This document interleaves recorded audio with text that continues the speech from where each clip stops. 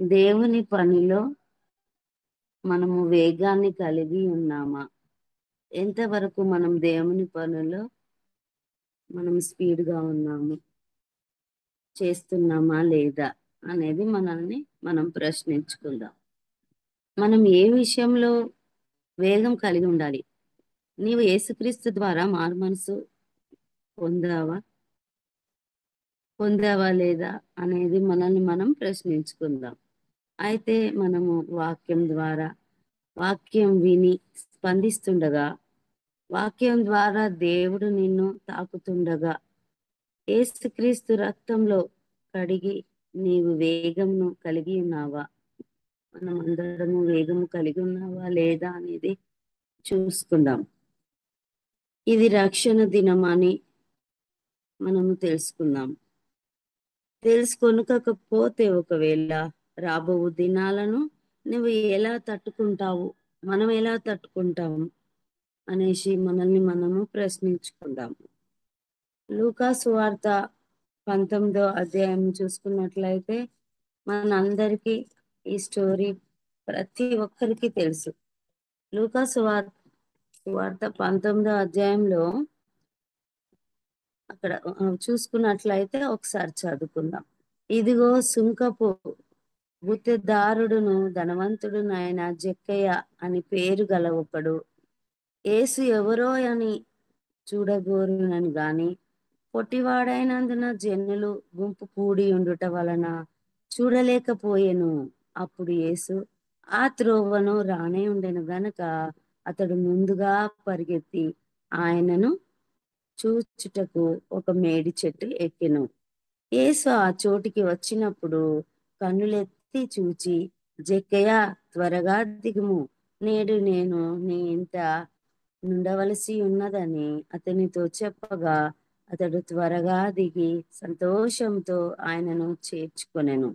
అందరూ అది చూచి ఆయన పాపి అయిన మనుష్యుని యొద్ద బస చేయ వెళ్ళనని చాలా సణుగుకొనిరి. జక్కయ్య నిలువబడి, ఇదిగో ప్రభువా, నా ఆస్తిలో సగము బీదలకిచ్చుచున్నాను. నేనెవని యొద్ద నైనను అన్యాయంగా దేనినైనను తీసుకొనిన ఎడల అతనికి 4 అంతలు మరలా చెల్లించునని ప్రభువుతో చెప్పెను. అందుకు యేసు, అతను అబ్రహాము కుమారుడే, ఎందుకనగా నేడు ఈ ఇంటికి రక్షణ వచ్చి ఉన్నదని దేవుడు ఈ వాక్యం ద్వారా సెలవిచ్చాడు. అలాగే సుంకపు పూతదారుడైన ఆ జక్కయ్య ముందుగా పరిగెత్తారా? యేసుని చూడాలని పరిగెత్తారా? అనేక మంది నశించిపోతున్నారని పరిగెత్తారా? ఒకసారి గమనించుకుందాం. యేసు వైపు చూడడానికి పరిగెత్తారా? కొందరినైనా మార్చాలని పరిగెత్తాడా? యేసు ప్రేమను చూడాలని పరిగెత్తాడా? ఈ చివరి క్షణాల్లో యేసు ప్రేమను ప్రకటించాలని ఎప్పుడైనా పరిగెత్తారా? మనము పరిగెత్తామా ఈ చివరి క్షణాల్లో?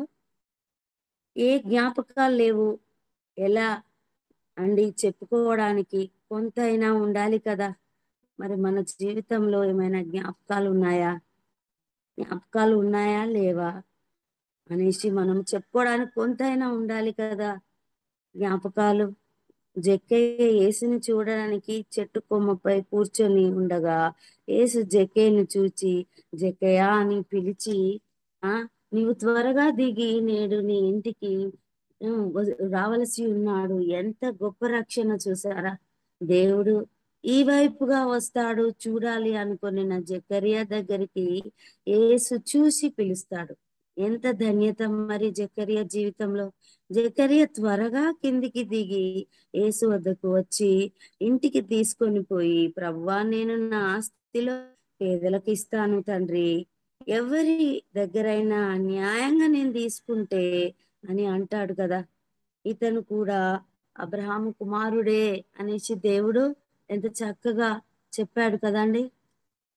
అలాగే మనము ఇంకొక ఆ వాక్య భాగాన్ని చూసుకున్నట్లయితే కుడివైపు ఉన్న దొంగ, అంటే సిలువ వేసేటప్పుడు ఆ సమయంలో కుడివైపుకున్న దొంగ ఏమంటాడు? యేసు, నీ రాజ్యంతో వచ్చేటప్పుడు నన్ను జ్ఞాపకం చేసుకో అంటాడు కదా. అదందరికీ మనకు తెలిసిన విషయమే. అయితే అక్కడ యేసు నీ వైపు నీ రాజ్యంతో వచ్చేటప్పుడు నన్ను జ్ఞాపకం చేసుకో అంటాడు గదా! దొంగ అయినా కూడా తాను దేవుణ్ణి ఎంతగా నమ్ముతాడు. ఎంత విశ్వాసం తనలో ఉంటుంది. అలాగే జెకర్యా ఆలస్యం చేయలేదు. మారుమనసు పొందాడు. ఈ దొంగ ఎలాగైతే యేసు ప్రభుని చూసి మారుమనసు పొందిన విధంగా మీరు మనమందరం కూడా ఆలస్యం చేయొద్దు. మనం వాక్యం ద్వారా దేవుడు మనతో మాట్లాడుతున్నాడు. మనం వాయిదా వేసుకోవద్దు. దినములో రోజు రోజుకి దినాలు మనకు రాకడ వైపులో ఉన్నాము. మనం మనతో దేవుడు మాట్లాడతాడు. మనము వ రేపు చూసుకుందాము, ఎల్లుండి చూసుకుందాము అని వాయిదా వేసుకోవద్దు మన జీవితాలని. మీ అంతరంగంలో ప్రభుని చేర్చుకుందాము. మనందరి మనసులోనికి ప్రభువుని చేర్చుకుందాము. ఈరోజే, ఈ క్షణమే మనము మన అంతరంగంలో ప్రభుని చేర్చుకోవడానికి ప్రయత్నిద్దాము. మనము ప్రతిదీ ఎలాగైతే ఈ దొంగ సాక్ష్యాన్ని తెలుపుకున్నారో, ఎలాగైతే జకర్యా తన జీవితాన్ని మార్చుకున్నాడో, మనము సాక్ష్యం చెప్పడంలో దేవుని గురించి ఎంత ఘనముగా చెప్పగలగమో, ఎన్ని పద్ధతిలో చెప్పగలుగుతామో చెప్పుకోవడానికి ప్రయత్నిస్తాము. ఒకానప్పుడు మనం ఎలాగున్నామో, మనం ఇప్పుడు ఎలాగున్నామో, నేటి దినాలు మీరు ఎలా మార్పు చెందినారో ఒక్కసారిగా మనల్ని మనము గుర్తు చేసుకుందాము. ఎందుకంటే మనము ఎలాంటి దినాల్లో ఉన్నామో మనం మనల్ని పరీక్షించుకుందాము. ఒకప్పుడు నీ బ్రతుకేంటి? ఒకప్పుడు నేను ఎలా ఉన్నాను? నేటి దినాన మనం ఎలా ఉంటున్నాము? ఏమైనా మార్పు చెందబడ్డామా? తెలుసుకుందాము. ఒకప్పుడు మనం చీకటిలో ఉండొచ్చు. ఇప్పుడు వెలుగులోనికి రావచ్చు. ఆశ్చర్యాన్ని కలిగి ఉండొచ్చు. మనం ఆశ్చర్యంతో జీవిస్తున్నామా? దేవునికి సాక్షులుగా బ్రతుకుతున్నామా? దేవుడు నిన్ను వెలుగులోనికి పిలుస్తున్నాడు. మనం వెలుగులోనికి వెళ్ళడానికి ప్రయత్నిస్తూ ప్రయత్నిస్తూనే ఉందాం. ఒక ఒకానొక సమయంలో దేవుడు సమరయ స్త్రీతో మాట్లాడినాడు. ఆ విషయాన్ని మనం ఒకసారి జ్ఞాపకం చేసుకుందాం. ఆమె దేవునికి దప్పిక తీర్చింది. సమరయ స్త్రీనే. ఆమెతో రాళ్ళతోటి కొట్టినారు, చంపాలని చూసినారు. కానీ ఆమె ఒకానొక సిచ్యువేషన్ లో దేవునికి దప్పిక తీర్చింది. పాపి అయినా కూడా తను దేవునికి ఆ ఆ క్షణంలో దేవునికి దప్పిక తీర్చింది. ఆమె చేతిలో ఉన్న కుండను వదిలి అక్కడే విడిచిపెట్టింది. విడిచిపెట్టి ఆమె దేవుని చూసింది కాబట్టి ఆమె దేవుని తెలుసుకుని సమాజంలోనికి పరిగెత్తింది. ఆ సమరయ స్త్రీ ఆలస్యం చేయలేదు. సాక్ష్యం చెప్పడానికి వెనకంజ వేయలేదు. నేను చూసినవన్నీ ఆయన చెప్పాడు. ఆయన ఎంత ధన్యుడు అనేసి ఆమె పరుగు పరుగున తన కుండను అక్కడ విడిచిపెట్టి దేవుని తెలుసుకుని సమాజంలోనికి పరిగెత్తింది. ఆ సమరయ స్త్రీ ఆలస్యం చేయలేదు కదా సాక్ష్యం చెప్పడానికి. నేను చేసినవన్నీ నేను నా జీవితంలో చేసినవన్నీ యేసయ్య చెప్పాడు. రండి రండి, మీరు త్వరపడి రండి, ఆయన దగ్గరకు రండి, ఆయనను మీరు చూడండి, రండి అని వేగంగా సాక్ష్యం చెప్పింది. ఆమె జీవితంలో ఎంత ధన్యత కదా. ఆమె జీవితాన్ని చెప్పగానే ఆమె ఎంతగా చలించిపోయి అందరి అందరి వైపుకు పరిగెత్తింది. రండి రండి. ఆమె ఎంత ఎక్సైట్ గా ఫీల్ అయింది. ఆయనను మీరు చూడండి, రండి, నా జీవితంలో జరిగింది ఆ యేసయ్య చెప్పాడని సంతోషంగా సాక్ష్యాన్ని ఆమె చెప్పింది. ఆ సమరయ స్త్రీ అంత తొందరగా అంత తొందరగా ఆమె ఎలా సాక్ష్యం చెప్పగలిగింది? మనం ఒకసారి గమనించుకుందాం, ఆలోచిద్దాం. అలాగే దయ్యాలు పట్టిన వ్యక్తి కూడా అతని అతనికి 2000 దయ్యాలు పడితే గెరాసి దేశంలో పక్కన ఉన్న పందులలోనికి పంపించాడు యేసయ్య. ఆ 2000 దయ్యాలను దేవుడు అతను మారు మనసు పొందగలిగాడు. 2000 దయ్యాలను, ఒక దయ్యము మనిషిలో ఉంటే అది వెళ్ళడానికి ఎంత కష్టం. అలాంటిది 2000 దయ్యాలను దేవుడు గరాసి దేశంలోనికి పందులలోనికి పంపించాడు.